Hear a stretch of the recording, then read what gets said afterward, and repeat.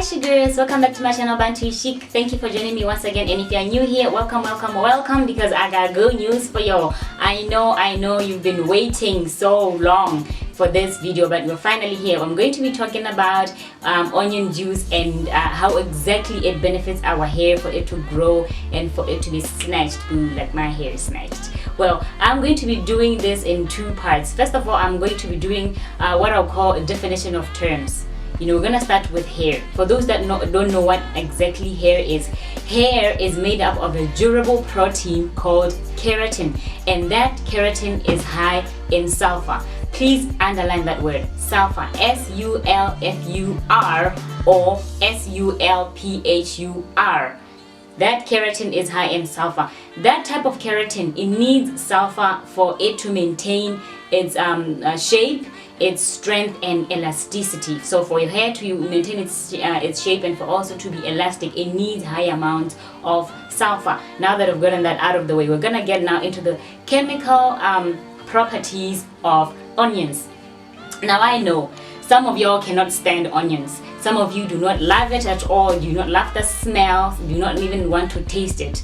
But some of us like it. We eat it raw, we eat it cooked, whatever, in salads, we can even apply it on our hair. But so apparently it's very, very good for hair, especially if you're dealing with eczema, scalp infections, dandruff and hair loss and hair thinning. So I'm going to take you guys through that. So now, chemical properties of onion. Onion is packed with nutrients and natural chemicals. It's packed with potassium, vitamin B1, vitamin C, biotin, and I'm sure, gosh, girl, I'm sure you've heard people saying that taking biotin supplements for hair growth. Well, onions also have that. So if you want to go the safe and organic natural way, you can just use onions instead. And then it has flavonoids, and today we're going to be focusing on a flavonoid called quercetin because it plays a major role when you're talking about alopecia areata. Apparently that means hair loss and also premature hair gray or gray hair. So, and sulfur, the main key of our topic today is sulfur. Sulfur is a chemical element that acts as an antibacterial and an antifungal stimulant to or for our hair and our hair follicles. So that's where it comes into play. If you take a good look, a closer look at, I'll try to put up a I'll try to put up a diagram of a scalp and hair. If you look at our scalp, you find that there's too much bacterial buildup or obstructions. So because hair, like I said, hair grows from within. Hair does not grow from outside. People have this whole thing mixed up, but I'm here to correct you. So hair grows from within.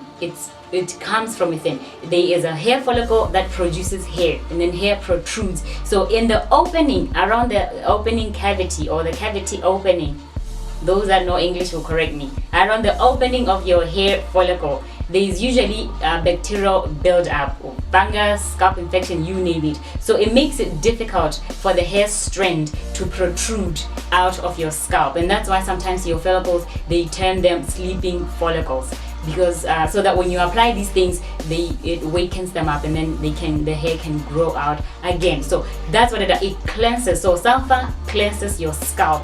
It cleanses and removes that bacteria and that fungus and scalp infection. And if you have dandruff and you're suffering from dandruff, this is good news for you. Sulfur also cleanses that because, like I said, it's an antibacterial and antifungal. Not only that though, the sulfur in onions also has properties that act as stimulants to our follicles that boost blood flow. You're probably wondering, people are always talking about blood flow, oh my god, what is it?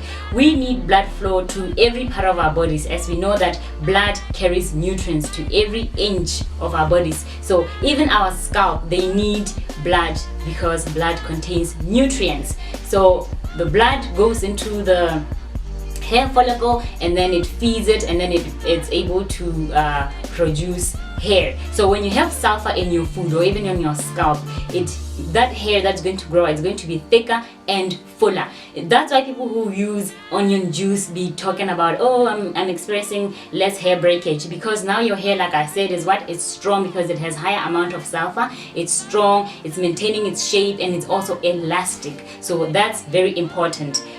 Please go through this video as many times as you can so that you understand exactly how.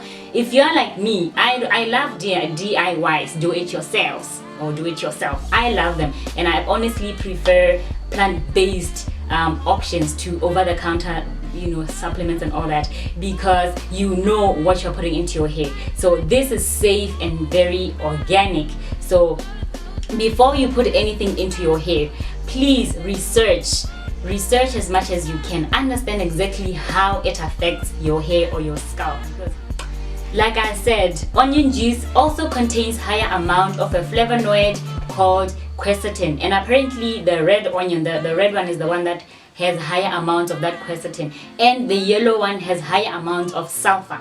So when you now talk about alopecia areata, which is hair loss, the quercetin, which is an antioxidant and also anti-inflammatory, helps solve that issue. There was actually a study done in 2002. I read an article from the I think from the journal, from the okay, wait. Another good thing about onion juice, guys, I know this is probably too much for you to take in, but bear with me, I'm almost done. And then after here, we're gonna head on to how to make the onion juice. Finally, yay!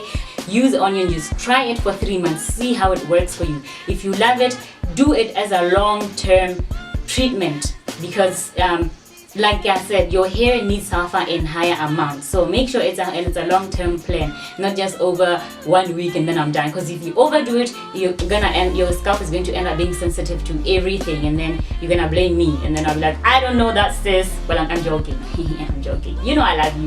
So yeah, we're gonna head into my kitchen, and I'm gonna show you guys the two methods that I'm gonna do. I'm gonna do the boil method for those that don't have blenders, or for those that cannot stand the smell, and the blender method, which is my favorite, which is what I do. So let's go.